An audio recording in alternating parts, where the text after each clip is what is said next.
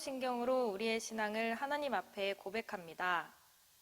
전능하사 천지를 만드신 하나님 아버지를 내가 믿사오며 그 외아들 우리 주 예수 그리스도를 믿사오니 이는 성령으로 잉태하사 동정녀 마리에게 나시고 본디오 빌라도에게 고난을 받으사 십자가에 못 박혀 죽으시고 장사한 지 사흘 만에 죽은 자 가운데서 다시 살아나시며 하늘에 오르사 전능하신 하나님 우편에 앉아 계시다가 저리로서 산자와 죽은 자를 심판하러 오시리라.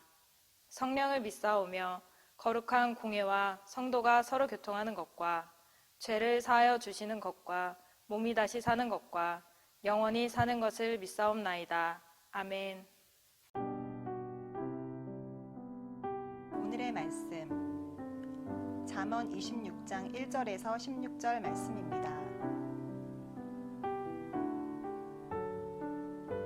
미련한 자에게는 영예가 적당하지 아니하니 마치 여름에 눈 오는 것과 추수 때에 비 오는 것 같으니라.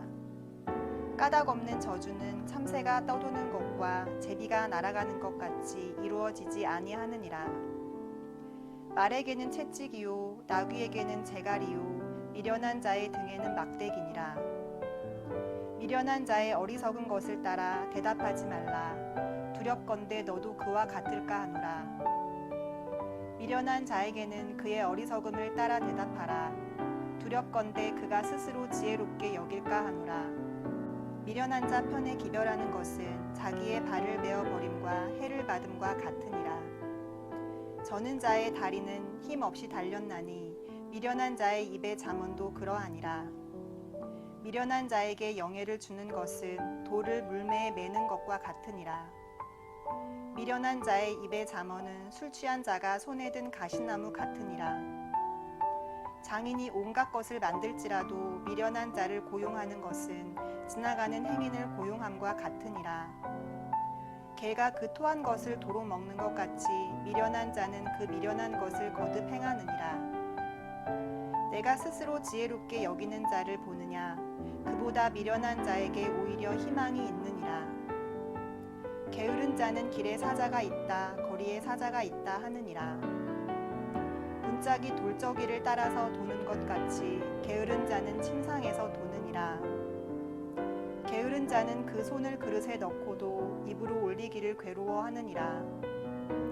게으른 자는 사리에 맞게 대답하는 사람 7보다 자기를 지혜롭게 여기느니라.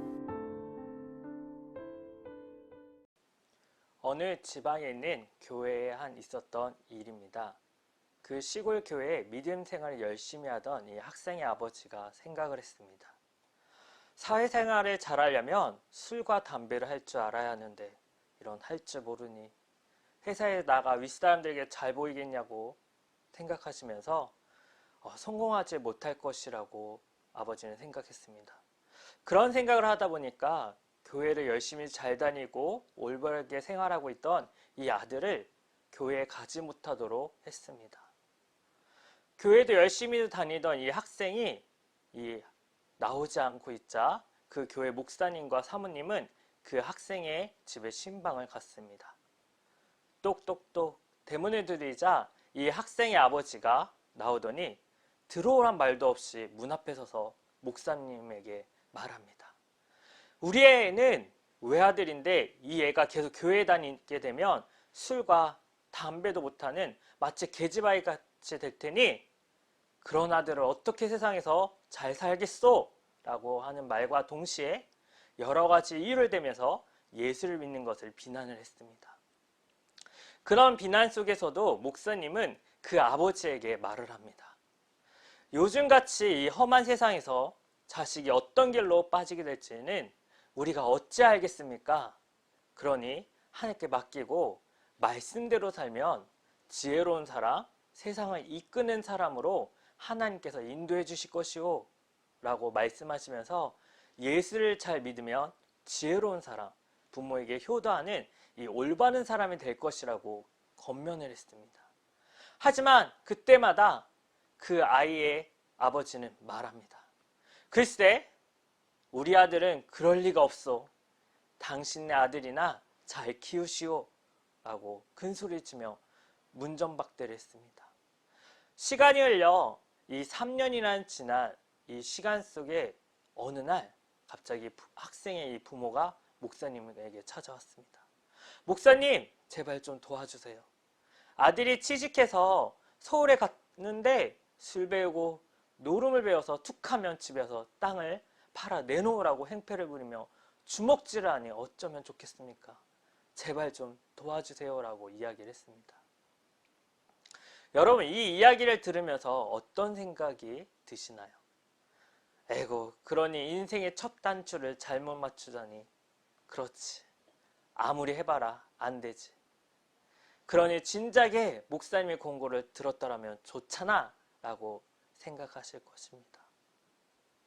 이 어리석은 이 아버지가 그때 목사님의 이 권면을 들었더라면 그 아들의 앞길은 밝은 빛 가운데 열린 삶이 되었을 것입니다. 왜냐하면 이 잠언의 8장 13절을 보면 여호와를 경외하는 것은 악을 미워하는 것이라고 말씀하고 있기 때문입니다. 다시 말해서 그 아들이 하나님을 경외하는 이 믿음 안에 살았더라면 교만과 이 악한 행실 그리고 패악한 입술을 미워했을 것입니다. 여러분, 지혜는 여호와께로부터 나옵니다. 잠언서 9장 10절을 보면 여호와를 경외하는 것이 바로 지혜의 근본이요 거룩한 자를 아는 것이 명찰이니라 하고 말씀합니다. 그러므로 참된 지혜는 여호와를 경외하는 것입니다. 여러분, 인생의 승리자가 되고 싶다면 다른 거 없습니다. 여호와 하나님을 경외하는 이 신앙 안에서 사는 것입니다. 더 나아가 오늘 본문에서 말씀하듯이 미련함과 게으름을 경계하면 됩니다. 그렇다면 오늘 본문을 통해서 우리가 이 승리의 삶을 살기 위해 경계해야 할 것이 무엇인지 말씀을 통해서 우리 자세히 살펴보면서 이야기를 나누고자 합니다. 제일 먼저 우리가 경계해야 할 것은 바로 미련함, 즉 어리석은 사람과 같은 삶을 사는 것입니다.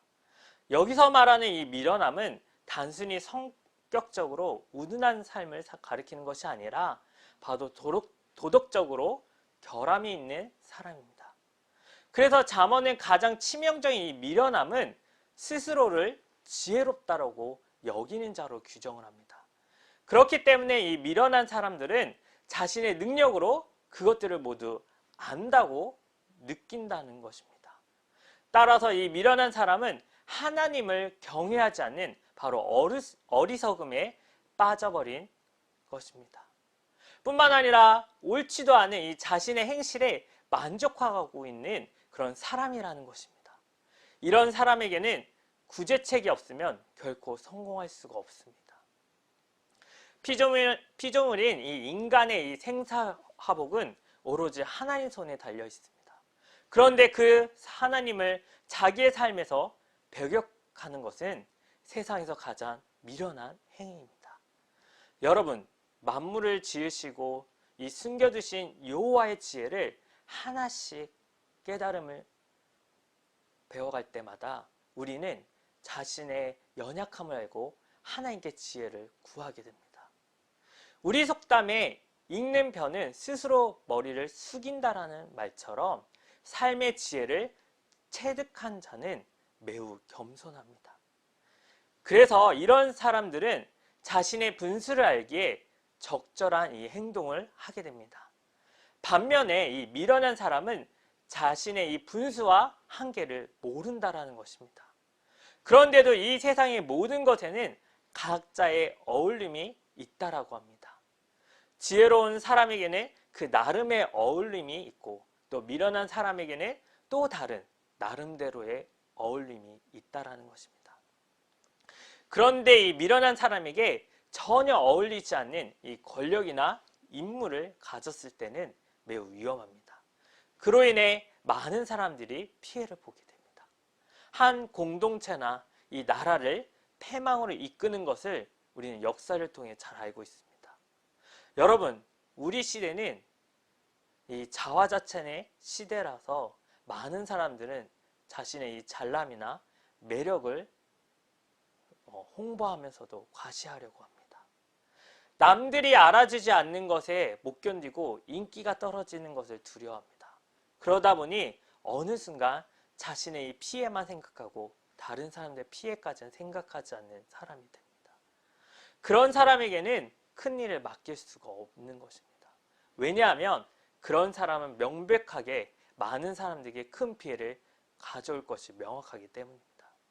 그런데 문제는 우리 교회 사역에도 마찬가지라는 것입니다. 항상 자기가 인정받아야 하고 자기가 주도해야 직성이 풀리는 성도들이 있습니다. 이런 성도는 교회 공동체가 지향하는 이 하나됨에 매우 위험한 존재가 된다는 것입니다. 그러므로 이러한 성도는 자신의 미련함을 빨리 알고 되풀이하지 않는 이런 지혜를 얻어야 합니다. 자신의 한계와 분수를 알고 지켜나가는 성도가 될 때 바로 교회에 필요한 바로 지혜로운 성도가 될 것입니다. 따라서 성도님들은 이 하나님께 지혜를 구하고 겸손한 사람으로 교회의 훌륭한 일꾼들이 되시기를 주님의 이름으로 축원드립니다. 다음으로 우리가 경계할 것은 바로 게으름입니다. 잠언은 이 게으른 사람은 움직이기 싫어하는 행동 습성을 가지고 있습니다. 한 예로 사자를 핑계 삼아 밖으로 나가지 않으려는 것입니다. 고대 이스라엘 사자는 사람이 다니는 길에 나타나는 일이 매우 드물었습니다. 하지만 이 게으른 사람은 혼자만의 상상으로 이 비정상적인 행동을 합리화시키고자 핑계를 댑니다. 그래서 오늘 본문의 14절에서 게으른 자의 이러한 행동은 돌적이에 붙여서 움직이는 문짝에 비유합니다. 다시 말해서 이 문짝의 행동 반경은 아무리 확대되어도 돌적이를 벗어나지 못하는 것처럼 게으른 사람의 이 행동 반경은 침대를 벗어나지 못한다라는 말입니다. 뿐만 아니라 이 게으른 사람은 움직이기 싫어하여 그릇에서 입까지의 이 손동작조차 귀찮아하며 움직이기를 힘들어 한다고 했습니다. 잠언은 이 게으른 사람에게 가장 큰 문제는 뭔가 하려는 의지가 없는 것이라고 말합니다. 개인이 가진 재능이 아무리 훌륭해도 뭔가를 하려는 그 의지가 부족하면 활동할 수가 없습니다. 그래서 잠언 10장 5절로 여름에 거두는 자는 지혜로운 아들이나 추수 때에 자는 자는 부끄러움을 끼치는 아들이라고 했습니다. 여러분, 승리의 삶에는 이 부지런함이 없이는 안 됩니다. 그래서 사도 바울도 일하지 않으려면 먹지도 말라라고 했습니다. 성경도 인간은 땀 흘려 일한 대가를 먹고 살도록 되어 있음을 말합니다. 게으름은 인간의 창조 섭리에 어긋나는 것이며 하나님 뜻 안에 있지 않는 것입니다. 주님께서는 아무리 작은 일이라도 자신에게 주어진 일을 성실히 감당한 자를 인정해주며 사랑하십니다. 우리는 지혜를 모아 이 마태복음 25장 14절에 이 30절에서 나오는 이 충성된 종처럼 각자에게 주어진 이 달란트로 우리는 부지런히 충성해야 합니다. 그러면 여러분의 삶에 이 승리의 깃발을 휘날리는 이 복이 임할 것입니다. 우리 사랑하는 우리 성도 여러분, 여러분 승리자의 지혜를 얻고자 한다면 하나님을 경외하십시오. 반대로 미련한 사람은 하나님을 무시하고 스스로 지혜롭게 여긴다라고 말합니다.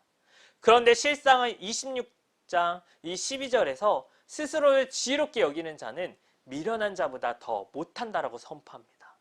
뿐만 아니라 게으른 자는 사리에 맞게 대답하는 사람, 이 7보다 자신을 더 지혜롭게 여긴다라고 우리에게 고발하고 있습니다. 이들은 자신이 가장 완벽한 지혜를 지닌 사람의 총합보다 더 지혜롭게 여기는 어리석음을 드러내는 사람입니다. 다시 말해서 하나님을 경외할 줄 모르고 자신을 뽐내며 살아가는 사람들입니다. 이들의 앞길은 당장 빛 좋은 살구 같지만 결국 그들에게 준비된 것은 음부에서 슬피 울며 이를 가는 것입니다. 그러므로 여러분들의 앞길에 빛을 발하기 위하여서 하나님을 경외하십시오. 그리고 예수 안에 그 넘치는 이 생명을 여러분들이 소유하며 동행의 삶을 사십시오. 그러면 진리의 성령님께서 여러분의 삶을 진리로 인도해 주실 것입니다. 이런 신앙 안에서 바로 전능하신 그 하나님께서 늘 승리하도록 인도해 주실 것입니다. 따라서 우리 광은의 모든 성도님들은 이 하나님을 경외함으로 지혜를 얻고 미련함과 게으른 것을 청산하고 승리의 삶이 되시기를 축복합니다. 기도하겠습니다.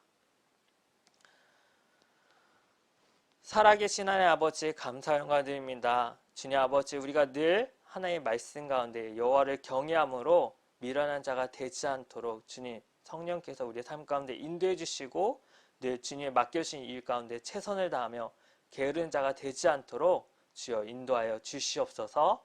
예수님의 이름으로 기도드립니다. 아멘. 주님이 가르쳐 주신 기도로 예배를 마칩니다. 하늘에 계신 우리 아버지여, 이름이 거룩히 여김을 받으시오며 나라가 임하시오며 뜻이 하늘에서 이루어진 것 같이 땅에서도 이루어지이다.